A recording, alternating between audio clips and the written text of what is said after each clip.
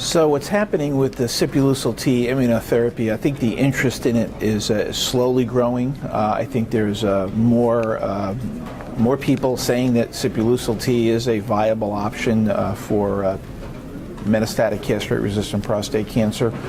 One of the reasons that's happening is through something known as the PROCEED registry, which is a phase 4 registry that basically is collecting data on patients being treated with Sipuleucel-T.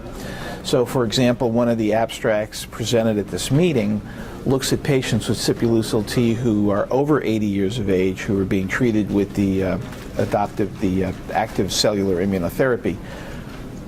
There was data that came out several years ago that suggested that the outcome of these older patients might be worse because of some type of depletion of immune cells.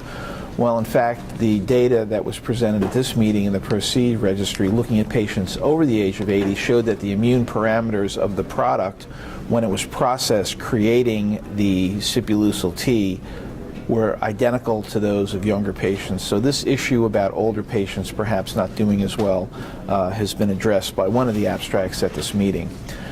There's another concept that's showing great promise in Sipuleucel-T immunotherapy, and this is a concept known as antigen spreading.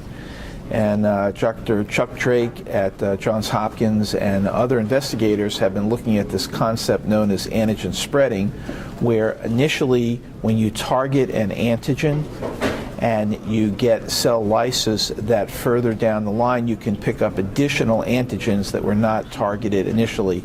And I think this is a very, very unique basic science observation of Sipuleucel-T, showing that perhaps not only does the targeting of the PAP antigen on the prostate cell induce an immune response, but once the cell lyses, additional tumor antigens are then activate the immune system and extend the immune response. So again, very preliminary, very exciting data, but certainly showing that there is more going on in the Sipuleucel-T immune reaction than was originally thought.